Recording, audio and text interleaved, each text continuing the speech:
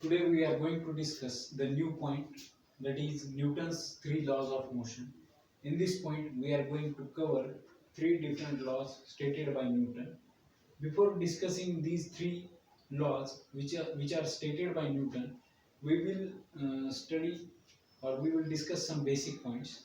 Okay, so as we all know, motion, we are now studying motion, and motion is change in position of an object with respect to time. Okay, this is how we describe or define motion. Now the motion in the universe is described or it is governed with the help of these three laws as stated by Newton. So these three laws have very much importance in the field of physics. Physics मध्ये या तीन लॉजचं खूप जास्त महत्व आहे. का आहे? कारण या तीन लॉजच्या मदतीने युनिवर्स मध्ये होणाऱ्या प्रत्येक ऑब्जेक्टची मोशन त्याला तुम्ही डिस्क्राइब करू शकता, त्याचं तुम्ही मॅथमॅटिकल ॲनालिसिस करू शकता. Okay, so these laws of motion are very important. Now we are going to study the first law of motion, that is Newton's first law. According to Newton's first law of motion, an object continues to remain at rest or in a state of uniform motion along a straight line unless an external unbalanced force acts on it. जोपर्यंत एखाद्या ऑब्जेक्टवर जो की rest मध्ये आहे किंवा motion मध्ये आहे त्याच्यावर जोपर्यंत तुम्ही अनबॅलन्स्ड फोर्स अप्लाय करत नाही तोपर्यंत तो त्याची स्टेट ऑफ मोशन चेंज करणार नाही. यालाच म्हणतो आपण फर्स्ट लॉ ऑफ मोशन. आता हा जो काही फर्स्ट लॉ ऑफ मोशन आहे त्यात क्लिअरली सांगितलेलं आहे की an object continues to remain at rest or in a state of uniform motion. एखादा ऑब्जेक्ट आहे तो रेस्ट कंडिशनला, तो जोपर्यंत तोपर्यंत रेस्ट कंडिशनवर राहील जोपर्यंत तुम्ही त्याच्यावर काय अप्लाय करणार नाही, एक्सटर्नल अनबॅलन्स्ड फोर्स अप्लाय करणार नाही. ज्या मोमेंटला तुम्ही त्या ऑब्जेक्टवर एक्सटर्नल अनबॅलन्स्ड फोर्स अप्लाय कराल त्या मोमेंटला तो रेस्ट कंडिशन मधून मोशन मध्ये येईल, म्हणजे त्याची स्टेट ऑफ मोशन काय होईल, चेंज होईल. ही झाली पहिली कंडिशन. नेक्स्ट कंडिशन काय, तर एखादा असं कन्सिडर करा की एखादा ऑब्जेक्ट ऑलरेडी मोशन मध्ये आहे, ऑलरेडी मुव्हिंग स्टेट मध्ये आहे, आणि मुव्हिंग स्टेट मध्ये असलेल्या ऑब्जेक्टला जर तुम्ही फोर्स अप्लाय केला तर त्याची वेलोसिटी किंवा त्याची स्पीड काय करू शकतो आपण, चेंज करू शकतो, त्याची डायरेक्शन आपण चेंज करू शकतो. In this way an object continues to remain at rest or in a state of uniform motion along a straight line unless an external unbalanced force is applied on it. जोपर्यंत तुम्ही त्याच्यावर external unbalanced force apply करणार नाही तो त्याच condition मध्ये continuously राहील. जसे की रेस्टला होता तो रेस्टलाच राहील, आणि जो युनिफॉर्म मोशन परफॉर्म करू लागला किंवा स्ट्रेट लाईन मध्ये युनिफॉर्म मोशन परफॉर्म करू लागला तो सुद्धा ऑब्जेक्ट तशीच मोशन परफॉर्म करत राहील. कधीपर्यंत करत राहील, जोपर्यंत तुम्ही त्याच्यावर एक्सटर्नल अनबॅलन्स्ड फोर्स अप्लाय करणार नाही तोपर्यंत. Okay, so this was all about Newton's first law of motion. जर न्यूटन्स फर्स्ट लॉ ऑफ मोशनला तुम्ही केअरफुली ऑब्झर्व केलं तर तुम्हाला असं लक्षात येईल की या फर्स्ट लॉ ऑफ मोशन मध्ये आपण ऑब्जेक्टच्या इनर्शिया बद्दल बोलतो. कशाबद्दल बोलतो, ऑब्जेक्टच्या इनर्शिया बद्दल. आणि इनर्शिया म्हणजे काय असते आपण पाहिलं होतं. Inertia is a tendency of a body not to change its position. Inertia is a tendency of a body not to change its position. कोणत्याही बॉडीची स्वतःची जागा न बदलण्याची, स्वतःची पोझिशन न बदलण्याची टेंडन्सी, यालाच आपण काय म्हणलं, इनर्शिया म्हणलं. या इनर्शिया बद्दल Newton's first law of motion मधून आपल्याला बरंच काही कळते. आणि आपल्याला हे पण कळते की एखादा ऑब्जेक्ट त्याच स्टेट मध्ये राहू शकतो जोपर्यंत तुम्ही त्याला बाहेरून अनबॅलन्स्ड एक्सटर्नल फोर्स अप्लाय करणार नाही तोपर्यंत. Okay, so this was all about Newton's first law of motion. And Newton's first law of motion is alternatively, किंवा त्याचं दुसरं नाव आपण असं म्हणू शकतो की न्यूटन्स फर्स्ट लॉला लॉ ऑफ इनर्शिया सुद्धा म्हणल्या जाते. Okay, Newton's first law of motion is also called as law of inertia. Okay, so this was all about Newton's first law of motion. आता न्यूटन्स फर्स्ट लॉ ऑफ मोशनला आपण law of inertia म्हणलं. मग ज्या ज्या examples मध्ये आपल्या आजूबाजूला असणाऱ्या ज्या मोशनच्या एक्झाम्पल्स मध्ये जिथे जिथे इनर्शिया इन्व्हॉल्व्ड आहे त्या एक्झाम्पल्सला, त्या सगळ्या एक्झाम्पल्सला आपण फर्स्ट लॉचं एक्झाम्पल म्हणू शकतो. फॉर एक्झाम्पल, एखादा दगड आहे, मोठा वजनदार दगड आहे, तो जमिनीवर ठेवलेला आहे, त्या दगडावरही आपण फर्स्ट लॉ ऑफ मोशनला अप्लाय करून त्याचं एक एक्झाम्पल म्हणून दगडाबद्दल बोलू शकतो. किंवा एखादा हेवी ऑब्जेक्ट आहे जो की ठेवलेला आहे ग्राउंडवर त्याच्याबद्दल सुद्धा न्यूटन्स फर्स्ट लॉ ऑफ मोशनच्या माध्यमातून आपण बोलू शकतो किंवा त्याचं एक्झाम्पल म्हणून आपण देऊ शकतो. Okay, so all the instances of inertia are considered as examples of Newton's first law of motion.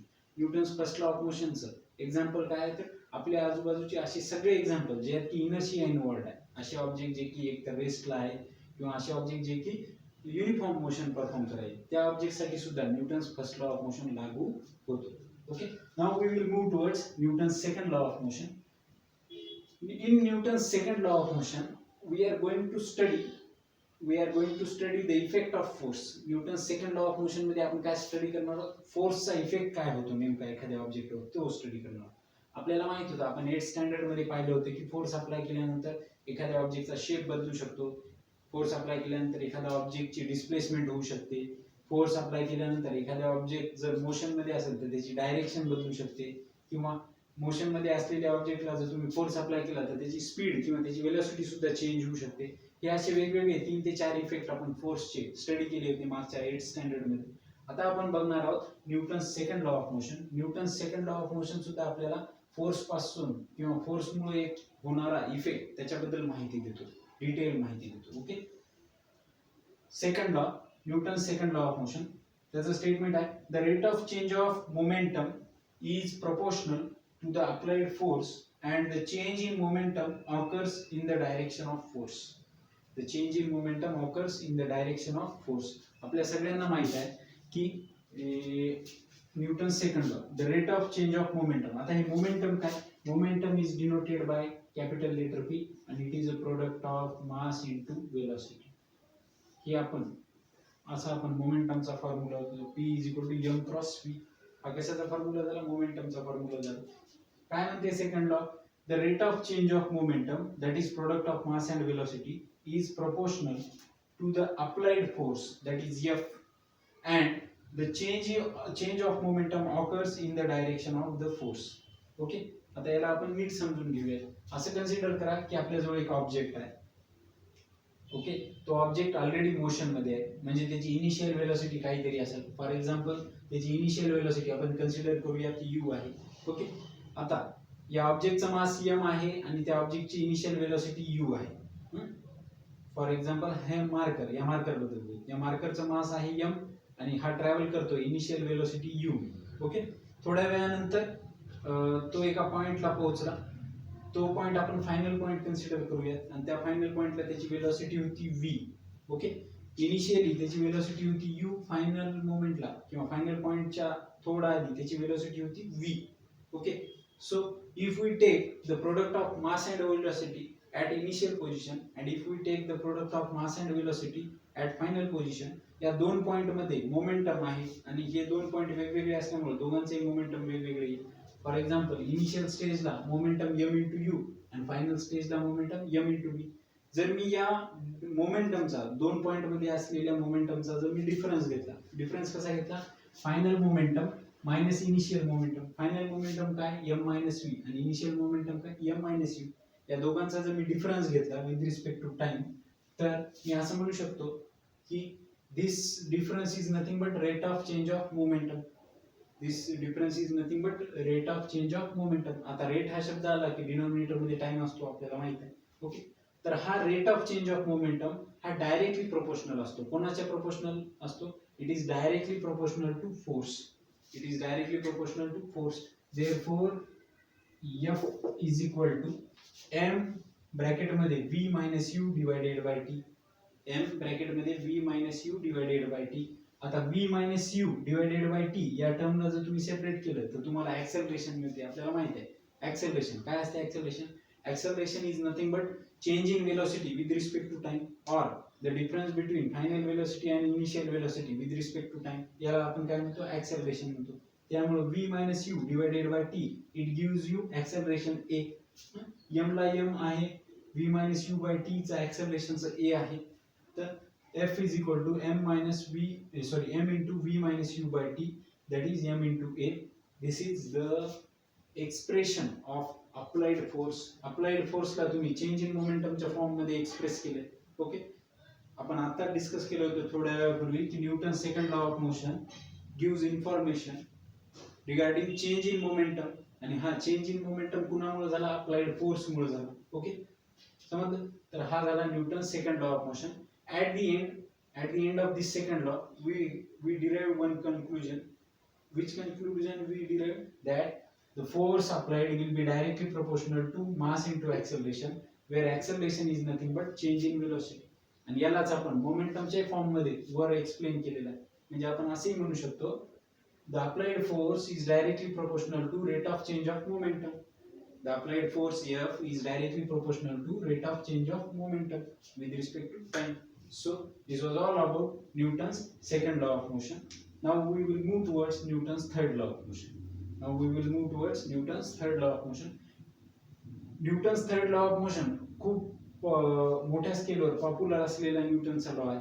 Okay, famous law आहे Newton's third law of motion. Every action force has an equal and opposite reaction force which acts simultaneously. Newton's third law of motion काय म्हणतो? तर every action force has an equal and opposite reaction force. प्रत्येक action फोर्सला equal and opposite reaction force असतोच. For example, तुम्ही भिंतीला kick करताय किंवा भिंतीला पंच करताय, तर तुम्ही ज्या इंटेन्सिटीनं भिंतीला पंच केलं किंवा किक केलं, त्याच इंटेन्सिटीनं तुमच्या हातावर त्याची एक रिॲक्शन तुम्हाला आलेली आढळते किंवा तुम्हाला इंजुरी सुद्धा होऊ शकते त्या केसमध्ये. ओके, तो सर या केसमध्ये आपण काय म्हणू शकतो? Every action force has an equal and opposite reaction force. तुम्ही जिथे कुठं ऍक्शन फोर्स अप्लाय करता तिथून तुम्हाला रिॲक्शन फोर्स परत येतो आणि या रिॲक्शन फोर्सचं मॅग्निट्यूड ऍक्शन फोर्स एवढंच असते. हे आपण सांगतो. कुठून सांगतो? Newton's third law of motion मधून सांगतो. आता न्यूटन्स थर्ड लॉ ऑफ मोशनचं एक्झाम्पल आहे, a gun recoils after firing a bullet. जेव्हा आपण एखादी बुलेट फायर करतो तेव्हा गन काय होते? रिकॉइल होते म्हणजे काय होते? बुलेट फायर केल्यानंतर गन अशी बॅकवर्ड डायरेक्शनला एक झटका मारते किंवा अशी मूव्ह होते थोडा वेळ. का होते असं? आपण पाहतो, जेव्हा आपण बुलेट फायर करतो, बुलेट आपण स्ट्रेट लाईन समोरच्या दिशेने फायर केली तर त्याच्या एक्झॅक्टली अपोजिट डायरेक्शनला गन आपल्याला एक जर्क मारते, जर्क किंवा एक झटका देते, तर याला तुम्ही रिकॉइल म्हणता. ओके, तर a gun recoils after firing a bullet. This is an example of Newton's third law of motion. Newton's third law of motion इथं आपल्याला बघायला मिळू शकतो जेव्हा गन रिकॉइल होते बुलेट फायर केल्यानंतर. यात आपल्याला काय दिसते? That it moves backward, that the gun moves backward when a bullet is fired from the gun. जेव्हा गन मधून बुलेट फायर केली जाते, गन एका थोड्या अंतरासाठी मागच्या डायरेक्शनला बॅकवर्ड डायरेक्शनला थोडी मूव्ह होते आणि यालाच आपण काय म्हणतो? रिकॉइल म्हणतो. Okay, so this is example of Newton's third law of motion. Newton's third law of मोशनचे बरेच एक्झाम्पल असे आपण आपल्या आजूबाजूला रोज बघत असतो. जिथं कुठं आपण ऍक्शन फोर्स अप्लाय करतो तिथून आपल्याला रिॲक्शन फोर्स येतो. ओके, यालाच आपण Newton's third law of motion म्हणतो. So this was all about Newton's three laws of motion. 3 laws of motion Newton यांनी सांगितले होते आणि हे 3 लॉज ऑफ मोशन जवळपास प्रत्येक आपल्या आजूबाजूला होणाऱ्या प्रत्येक मोशनला गव्हर्न करतात म्हणजे काय? तर they can tell each and every detail about that motion. Mathematically सुद्धा आपण या सगळ्या गोष्टी बघू शकतो. Okay, so in this way these Newton's 3 laws of motion are very important from physics point of view. आपण laws of motion chapter study करतो, याच्यातला हा सगळ्यात इम्पॉर्टंट पॉइंट होता न्यूटन्स लॉज ऑफ मोशन. हे 3 लॉज ऑफ मोशन आणि यांचे statement along with mathematical expression and some examples exam मध्ये विचारू शकतात. पुढच्या व्हिडिओमध्ये आपण मोमेंटम बद्दल किंवा चेंज इन मोमेंटम बद्दल अजून इन डिटेल बघणार आहोत.